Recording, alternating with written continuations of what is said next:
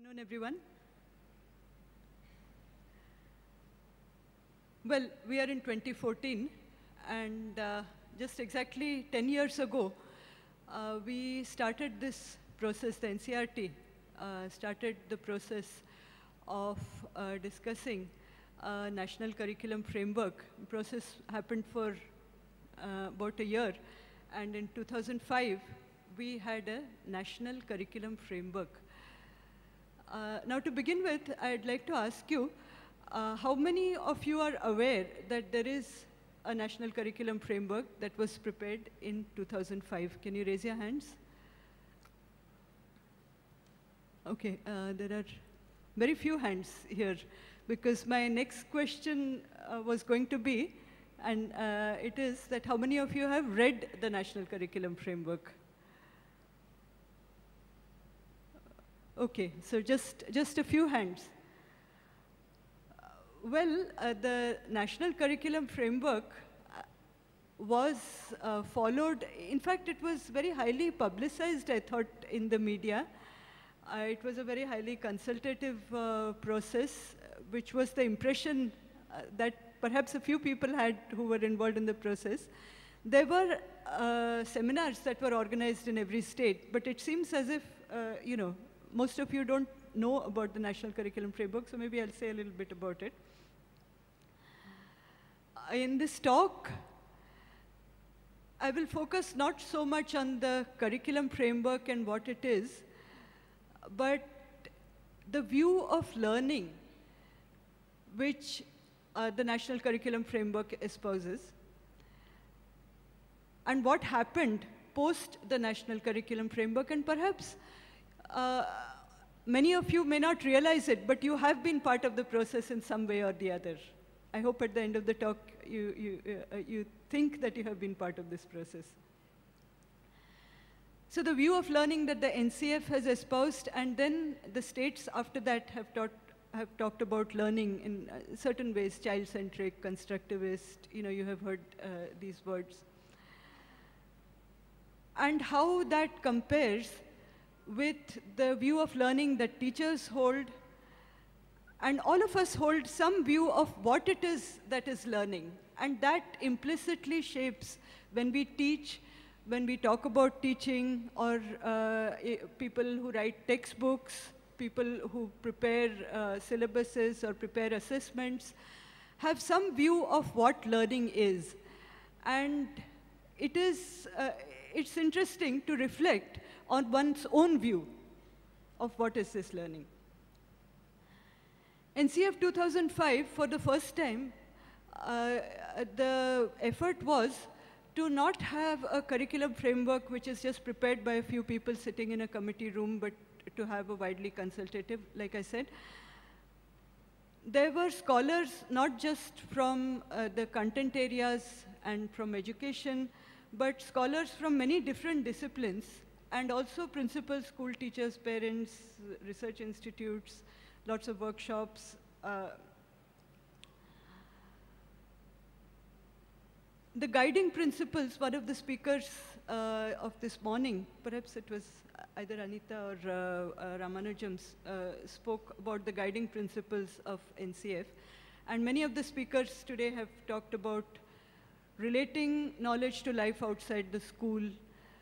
These are some reducing rote learning. So the NCF, the people who finally, there was a large steering committee, there were several focus groups, about 30-odd focus groups, science, mathematics were included, social studies, language. There were groups on gender and equity and various. The guiding principles were based on some problems that were identified, which were shared, and they were, you could see that anybody who talks about education identifies rote learning as a problem. The curriculum being too bookish, too much alienated from the child's world, too much focused on exams, and The last guiding principle here is a bit of a mouthful. It talks about democratic principles, and we'll come to that. After the NCF was also, it was translated into 20 languages, which was again unprecedented in the history of educational policy making in this country. And Tamil was one of them, one of these 20, almost all the languages of India, NCF was translated in. And the state curriculum framework, so the unified curriculum framework of Tamil Nadu, in fact followed, so it was in 2009. And some parts of it are also, they cite the NCF, so they are based on the national curriculum framework. But if you look at, these are some of the ones, Kerala, Bihar, Tamil Nadu, Maharashtra, Andhra Pradesh, Punjab. When we looked on the net, we found that these were on their websites, but perhaps there are other curriculum frameworks. I think, how many of you have read the Tamil Nadu curriculum framework? Can you raise your hands? Okay, so it seems that there are only 2 or 3 people in the audience who actually read the curriculum framework, which is interesting. But I would like to say that you should read, these policy documents. Not so much for,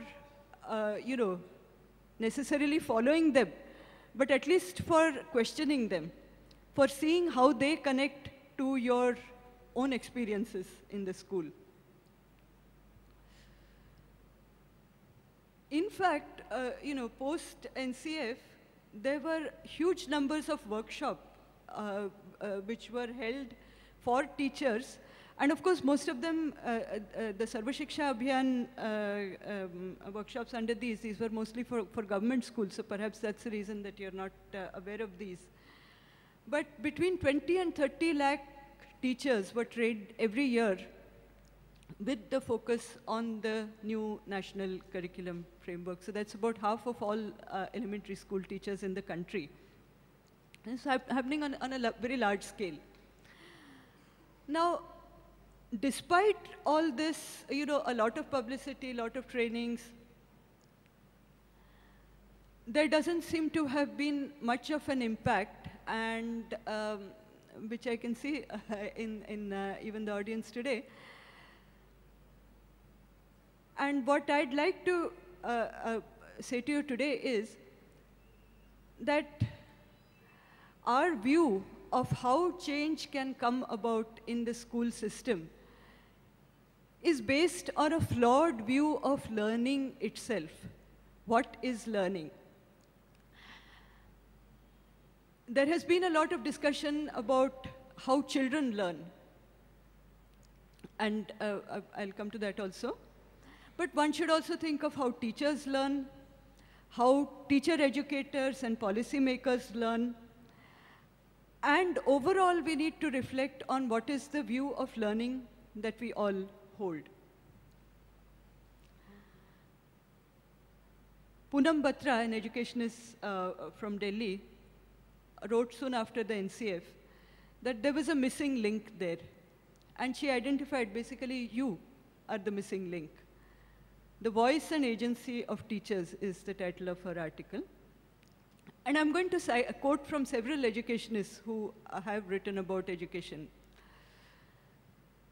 So she says, there is a gap between the romantic ideal of the empowered and empowering individual teacher and an educational system comprised of several million such teachers, and what is expected of the teacher, that the teachers will be given a theory of knowledge, a theory of learning, some sort of reform agenda, or some goal, which could be universalization of education.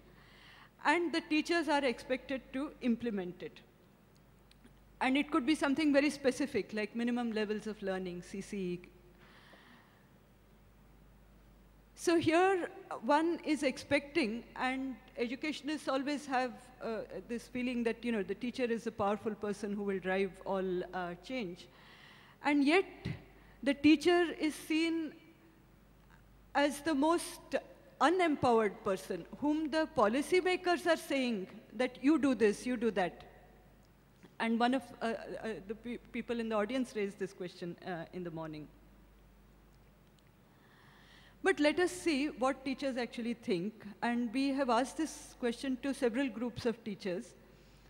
And the question is perhaps a slightly unfair question. It says, the learner is like, and you ask the teacher to complete this.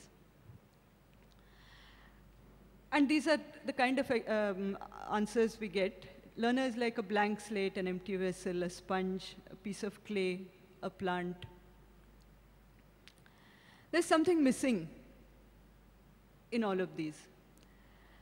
There have also been studies of, there is someone called Prema Clark who's written a book called Teaching and Learning, and she's a World Bank consultant. And she has interviewed several teachers and looked at what are teachers' views of learning. So this is a quote from one of the teachers whom she's interviewed. And perhaps all of you can read this, so I don't have to read it out. Can all of you read at the back also? Can you read the screen, or shall I read it out? Read it out, yeah. A predominant goal of all teachers is to finish portions of the prescribed syllabus. Teachers use terms such as imparting, explaining, giving, taking, teaching, presenting. Maths teachers also train students in, drill into students, put into students' heads, mathematical formula and computations. Do any of you have a different view of what would be your goal of teaching, or how many of you agree with this? How many of you don't agree? Okay, there are too many abstaining people in the audience. As seen in teaching methods, and these are common teaching methods. I don't think that one needs to be, ashamed of it. So this teacher says, I open the text, I read the text word by word, certain meanings I give them. Then while explaining, I ask them to underline important points which they should know. These are important points in that lesson. I also put these points on the board. Some of them make a note of it, some just sit. Some of them underline it in the text. Do you see some reflection of what happens in your class in this? And in contrast, there have been also educationists. This is a quote from Tarabai Modak, who was an educationist who lived in the early part of the 20th century in Maharashtra. And she was largely responsible for adapting the Montessori method for Indian conditions. And she makes a very different kind of statement. She says, school is a place where teachers learn. So you see, she's not so much worried about children learning. She's saying it's a place where teachers learn. The teacher learns more from children than from colleges of higher education in the country or abroad. But she says the teacher needs to have the fitness, the willingness, and the humility to learn from children. So now all of these you see, she's talking about teachers learning in the classroom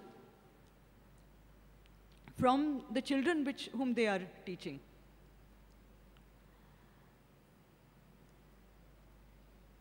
But if you look at all the teacher training programs that happen, why do we carry out any kind of teacher training programs? And what is our purpose, and does what we do match that purpose? Does it fulfill that purpose? This is a quote from the Chattopadhyay Commission, which in the early 1980s. You know, as some of the speakers this morning pointed out, a lot of our education commissions, education committees have done very deep work in education, and they have come up with some very good ideas. So they say if school teachers are expected to bring about a revolution, that same revolution must precede and find a place in the College of Education. So these kind of short-term, one-shot teacher training programs on the one hand, and what happens in the D.Ed or the B.Ed or the M.Ed courses, these are two very different things. The longer-term courses have more of a potential for something to happen, and that is what the Commission says. But what they also say is that what teachers need most is a change in the climate of the school, an atmosphere conducive to educational research and inquiry. So it has to be an atmosphere in which teachers, again, this is in slightly different words and more technical words, but we are talking about teachers learning from what they teach. Now we come to view of learning. The view of learning that the National Curriculum Framework has espoused is actually based on research on learning. And very quickly, it says that learning is an active process. The learner is active in his or her own learning. You cannot make somebody learn. The learner constructs their knowledge. It's a natural process. So you don't have to do something very specific about it. Whether you like it or not, children are going to learn. What they're going to learn might be different from what you expect them to learn, but they're going to, it's a natural process. It's a social process. So it happens through social interaction among the students, even between the students and teachers. So one has to think about how students and teachers interact in a social way, not necessarily in a content-focused way. It's shaped by the learner's prior experiences. It's shaped by the context of learning. And the crucial question which comes is that if learning is such a spontaneous and active process, what does a teacher have to do with it? And many teachers have this question.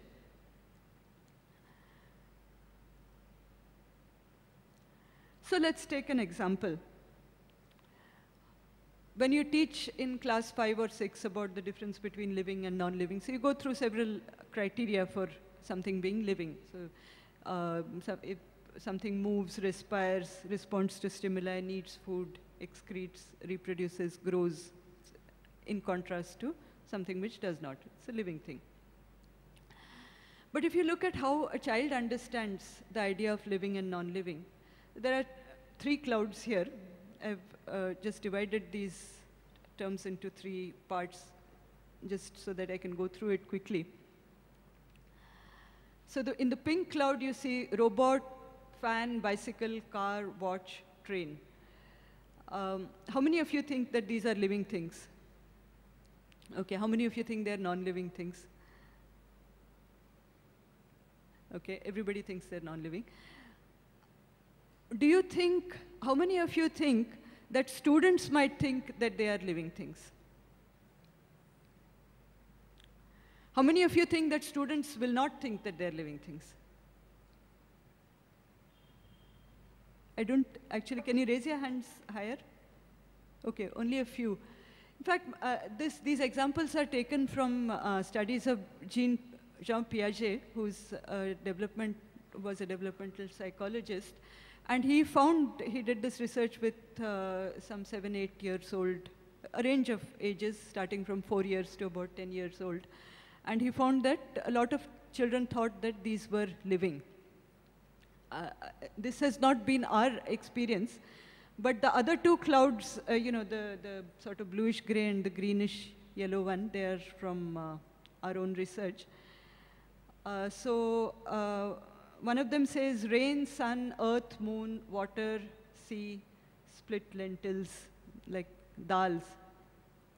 And many students we found, sometimes as many as 30% students in class 5 and 6, thought that these are living things. And the other group are living things, which the students thought are non-living things. So you see, when you go beyond the textbook and ask children about examples which are different from the traditional ones, you really find out what their view of living and non-living is.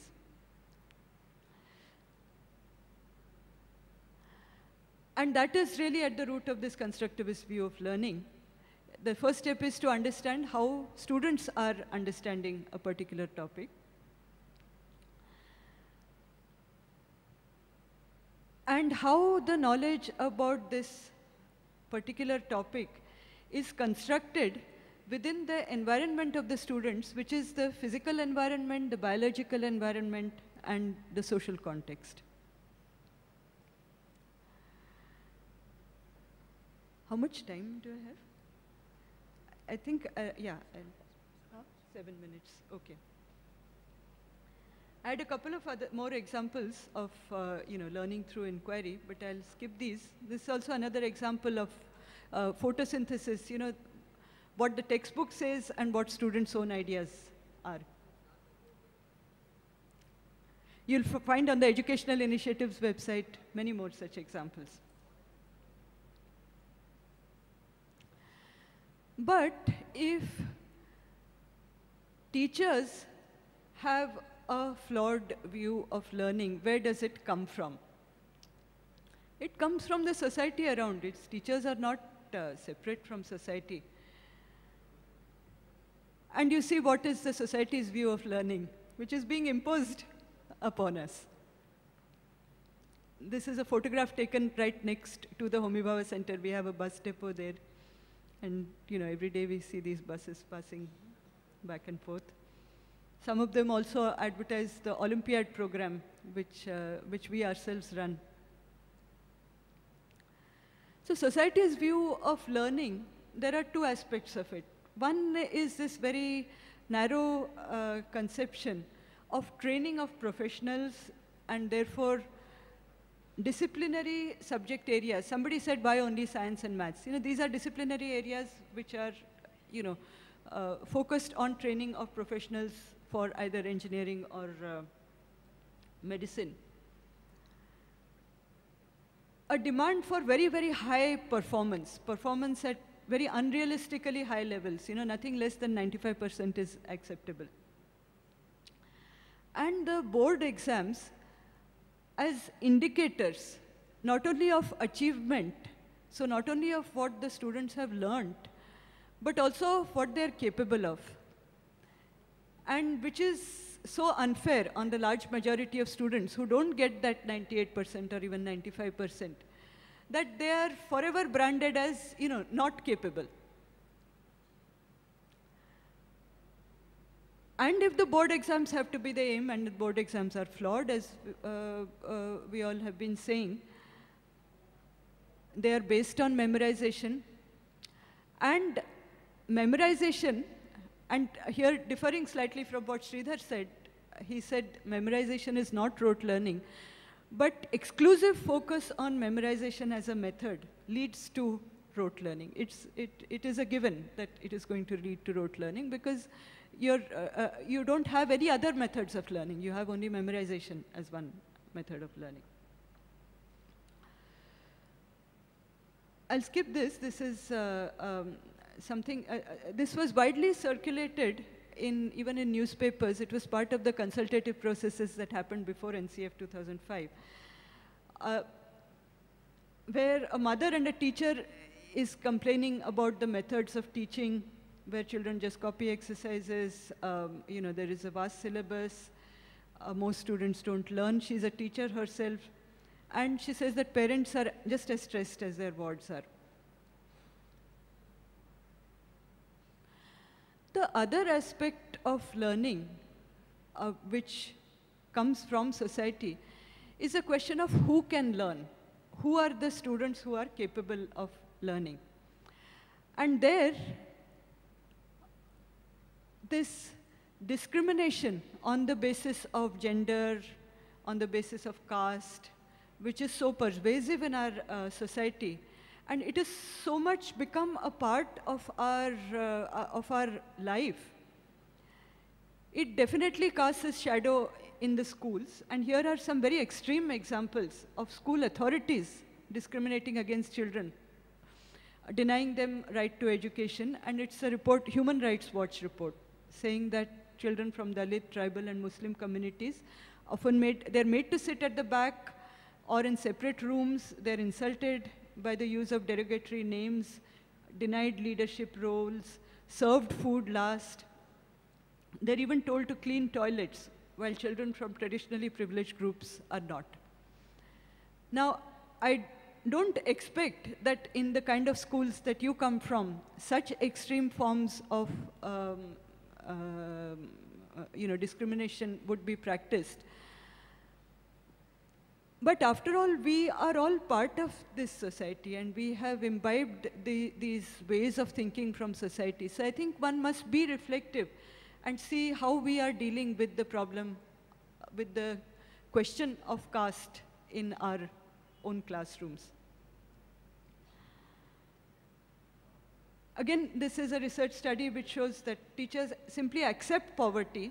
So here it is not overt discrimination, but there is a kind of fatalism about it, that these children are poor, they come from households where their parents are not educated, bonded child labor, or children who migrate during school, during the school years, or children who stay at home for doing household work. There is a kind of fatalism that nothing can be done about it. And this attitude on the part of the school authorities, on the part of the teachers, leads to the most harm. Yeah. Again, another quote from a teacher, referring to children as good for nothing.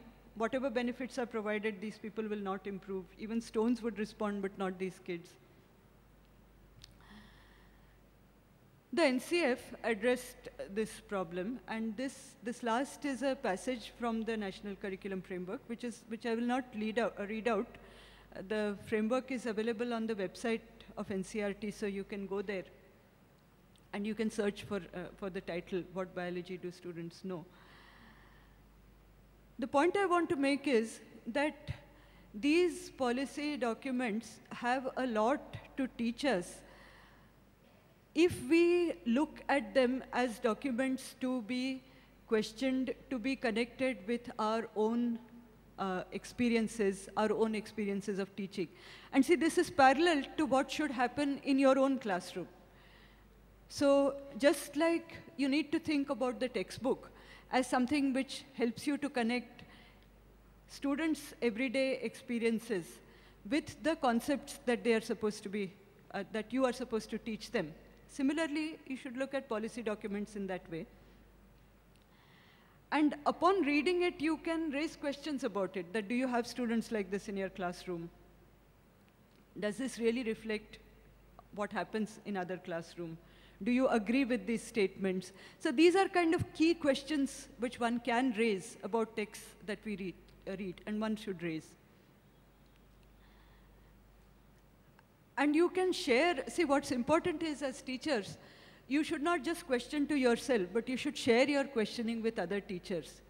And having a community of teachers whom you can correspond with. So now here is a teacher, in fact, a teacher educator who has created a blog.